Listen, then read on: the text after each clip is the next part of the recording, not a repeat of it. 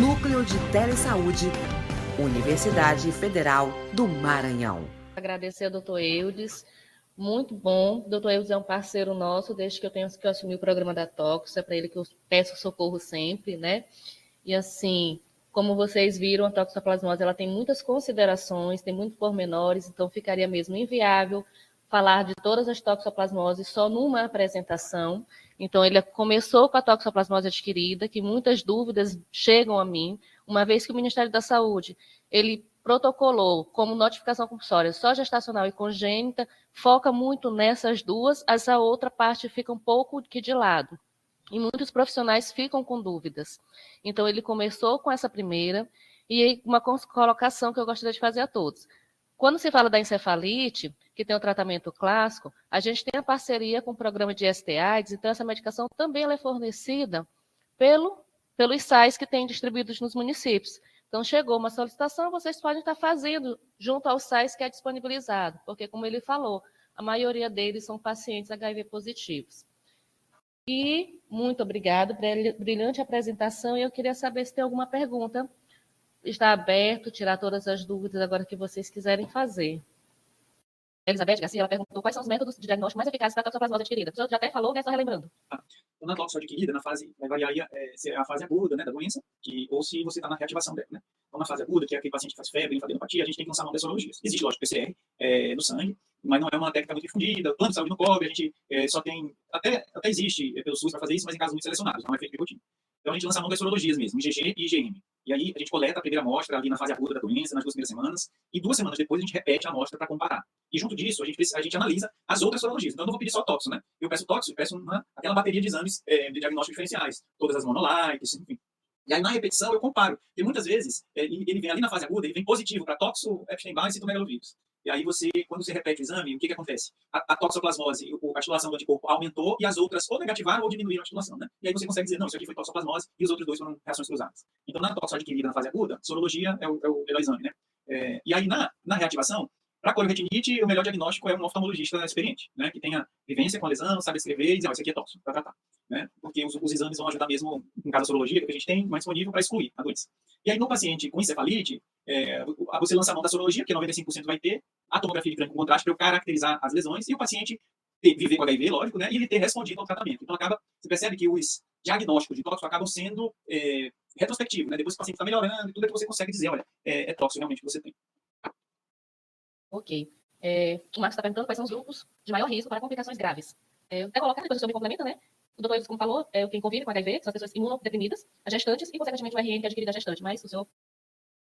É isso aí. Então, os dois grupos mais importantes os pacientes imunossuprimidos, especialmente quem vive com HIV e não trata, né? E chegam no estágio de imunodeficiência severa. E as gestantes por conta do feto, né? Que, em geral, na gestante é assintomática na maioria dos casos, né? Ela segue aí o rumo do imunocompetente. A maioria das gestantes que se infectam com tóxico, elas são assintomáticas. Mas, como existe um risco muito grande de transmissão transplacentária, a tóxico congênita aí é potencialmente muito grave. Então, são esses dois. A Elizabeth nos pergunta como as políticas de saúde pública podem ser aprimoradas para combater a toxo adquirida. A gente já começou esse trabalho, essa web capacitação é um dos tipos de formas que a gente pode estar trabalhando com os profissionais. Vamos estar elaborando assim, fluxos para estar deixando de maneira mais fácil, mais acessíveis para eles. E eu acho que é nesse caminho, né, doutor Wilson? Mas a gente tem ainda outras ações, que são as ações que vão impactar não só em tóxico, mas em uma gama muito grande de doenças, né? Que são as ações que modificam as doenças de transmissão fecal-oral. Então, saneamento básico é uma delas. Então, as populações que não têm saneamento, não têm acesso à água tratada, elas têm um risco muito aumentado, muito maior, né? Tem não só tóxico, mas, enfim, muitas outras doenças. E a educação em saúde na higiene da alimentação, né?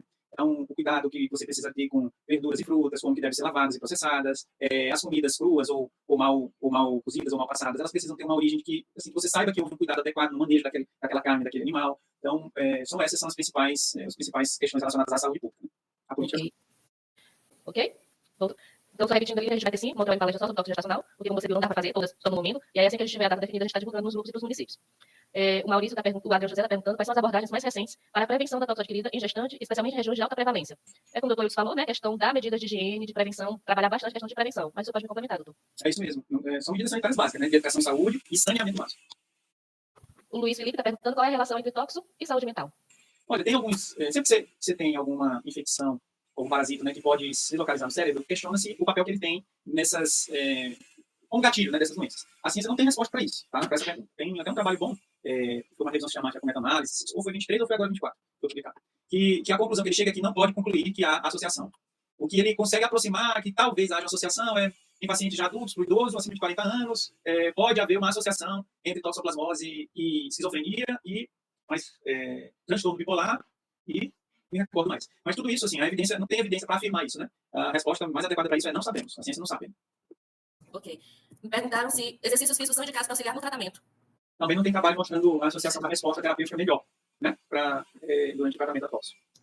O que se sabe é que uma atividade física regular, isso se sabe já que ela tem um papel na resposta imune, né? Melhor a resposta imune. Mas não tem nada que diga assim, digamos, a pessoa não faz nenhuma atividade física, aí diagnóstica toxoplasmose, vai fazer atividade física porque melhora o tratamento.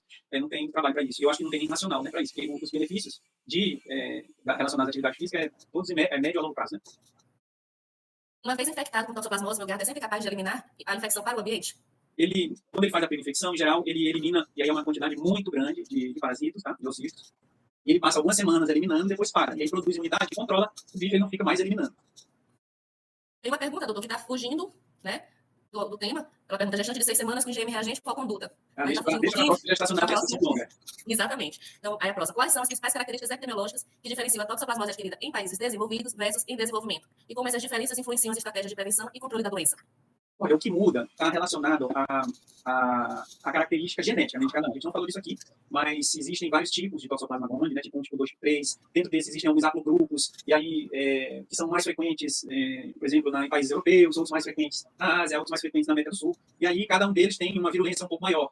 E podem fazer infecções mais intensas, mas clinicamente a doença é a mesma, né? Ela se apresenta da mesma maneira em todos os lugares. E não tem muita diferença em relação à saúde pública, né? O que a gente olha mais é que em países em desenvolvimento a situação é tão descontrolada que você nem consegue detectar muitos os casos agudos da doença, né? Em países em desenvolvimento você consegue porque habitualmente ele está relacionado, como ele já tem um saneamento básico adequado, existe mais política de educação em saúde, né, de orientação com relação aos alimentos e cuidados na alimentação. O que acontece muito em países em desenvolvimento são surtos, né? Por algum motivo alguém não teve muito cuidado em alguma coisa e veiculou um ocisto ali em alguma comida, muita gente come e acaba adoecendo. Então você vê muitos surtos, né? E você vê menos isso aqui em países em desenvolvimento. Você até vê, tem muitos relatos de surto aqui no Brasil, inclusive, mas você não consegue pegar tantas formas agudas, né? Porque eu acho que a doença já é uma coisa tão corriqueira que a gente não consegue identificar.